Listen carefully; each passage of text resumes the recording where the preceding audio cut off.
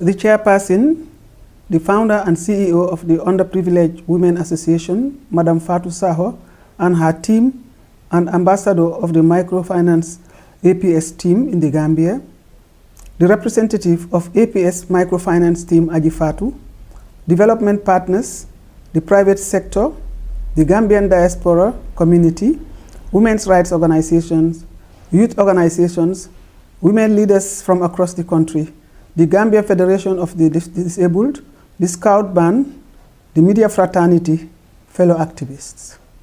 I have the single honor and appreciation for being selected by your noble organization, the Underprivileged Women Association, led by Madam Fatou Saho, as your chief patron on the celebration of the auspicious internationally celebrated day for all women of the world. Today, the Gambia is joining the whole world to celebrate and deliver on the theme, Innovation and Technological Change and Education in the Digital Age for Achieving Gender Equality, Women in Technology. Dear participants, before I delve into the theme, I would like to reflect on and contextualize a bit to guide us in our deliberations, taking a holistic approach to policy direction working towards 2030 Sustainable Development Goals. The Gambia is one of the least developed countries that subscribe to the Doha Programme of Action, which is organized around 6 focus areas: investing in people, that is eradicating poverty, building capacity to leave no one behind, science, technology, and innovation, which is the current theme we are meeting here today, supporting structural transformation, trade and regional integration, addressing climate change, environmental degradation, recovering from the pandemic and building resilience against future shocks, and mobilizing international solidarity and partnerships towards a sustainable graduation. For each area, there are targets and commitments to specific actions, both for LDC governments and for partner countries and organizations. Ladies and gentlemen, where do we stand on these areas and what is the gender impact? Some actions directly impact the lives of people, particularly women, girls, and young people, such as strengthening education systems. Others have an indirect but equally important role by strengthening the institutions, policies, and fiscal space that will help overcome the systemic challenges described above, which in turn can enable governments to provide the services their populations need in order to meet the SDGs and their own development goals. Chairperson, hence the need for getting the institutions right to deliver on our commitments. Recently, there are hue and cries of weak institutions, resulting in actors who are not mandated to participate at certain levels, taking advantage of such weaknesses to leverage resources at the expense of our development. There is need to look at our institutions, how they operate, and to be sensitive to new forms of corporate engagements that are to the detriment of our development initiatives. These must take account of the gender gaps and conscious efforts made to address them. Looking beyond crisis and bearing in mind the core principles of the 2030 Agenda, it is our shared responsibility to ensure that no one is left behind. The opportunities offered by the private sector, civil society, and foundations should be recognized and encouraged to contribute to the implementation of the Doha Programme of Action in line with the national priorities. Similarly, we also underscore that good governance and the rule of law, inclusiveness and transparency, as well as domestic resource mobilization, are crucial to the development process of a country. These efforts need to be focused and given concrete and substantial international support in a spirit of shared responsibility and mutual accountability through a renewed and strengthened global partnership. Chairperson, the Doha Programme of Action emphasized the need to achieving gender equality and the empowerment of all women and girls and the full realization of their human rights as essential to achieving sustained, inclusive, and equitable economic growth, and sustainable development for all. It also recognized that investment in the care economy is needed to spur sustainable economies, restore and create jobs, recognize, reduce, and redistribute women's disproportionate share of unpaid care and domestic work, and close the gender gap in labor force participation.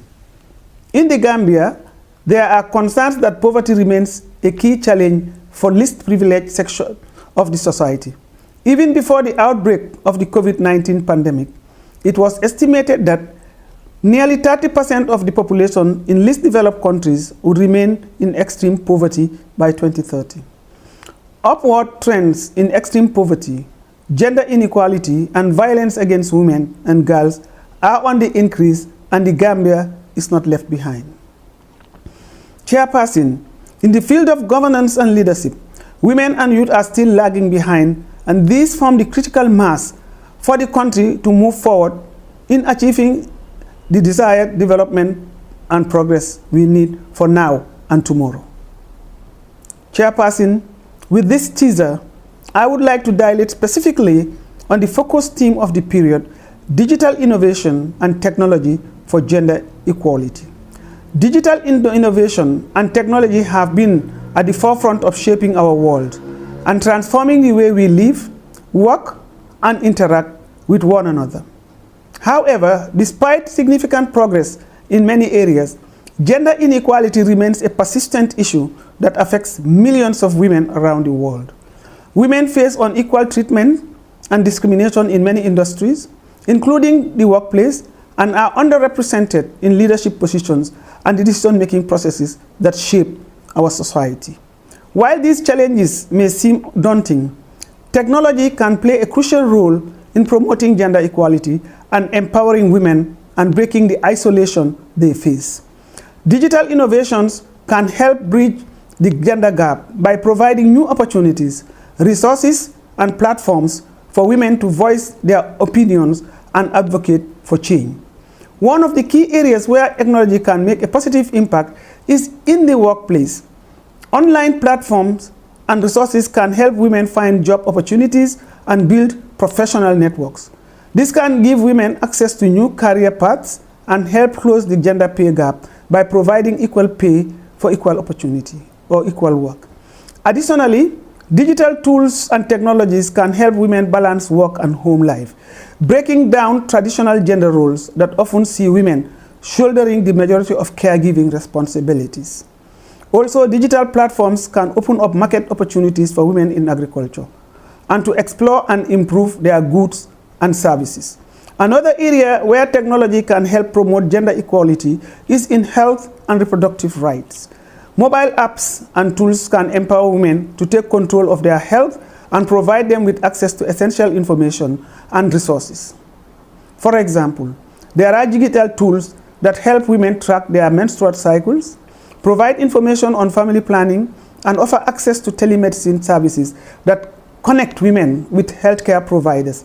This can help women take charge of their health and make informed decisions about their reproductive rights. Social media and digital communications also provide a powerful platform for women to raise their voices and advocate for change. Online communities can be a safe and supportive space for women to share their experiences, connect with like-minded individuals, and mobilize for action. This can help women amplify their voices and reach a wider audience, empowering them to be agents of change and help drive progress towards gender equality. There are already many successful examples of digital innovations for gender equality that demonstrate the potential of technology to create positive change. For instance, there are online platforms and resources that provide women with access to education and training programs to help close the gender gap in STEM fields. There are also mobile apps and tools that help women protect their rights and seek help in cases of gender-based violence. Additionally, there are digital initiatives that use social media and other digital communications to raise awareness about gender-related issues and mobilize communities to take action. However, with all these opportunities open to women, we must reflect on the situation generally and understand that women are at different levels in the digital and technological field. It is important to note that while the digital opportunity is available, there is likelihood that rural women will be left out.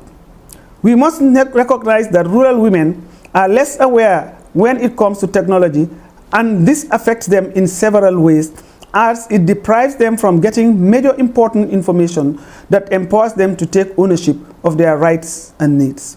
This includes economical, sexual and reproductive, political, among other rights.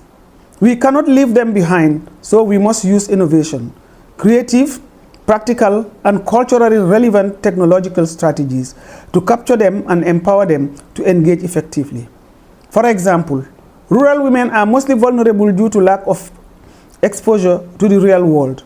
Some of the technological challenges such as combating trafficking of women and girls in overlapping emergencies may include limited access to technology, lack of reliable communication networks, etc.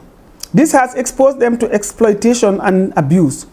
Feminist technological engagement must be in a way that empowers and supports women and girls in their communities, taking into consideration of their unique experiences and needs. There is need to take a close look at what can work in various contexts and to bring the change we all desire for women. Chairperson, this is a challenge for organizations, institutions, and women's rights organizations and activists should strive to address with our partners. How prepared and ready is the Gambia towards achieving this transformation and emancipation for women, girls, and young people to tap from these cyber opportunities to unleash their potentials? A good and committed leadership, good governance and rule of law, and financial accountability is what we need to propel development. Also, all this may not be achieved or fulfilled if there is no peace and peaceful coexistence to facilitate positive development in our countries. So I call on us all to promote peace and peaceful coexistence. We must be aware of how digital technology is used to frame women and girls negatively in discouraging them from pursuing their goals and aspirations.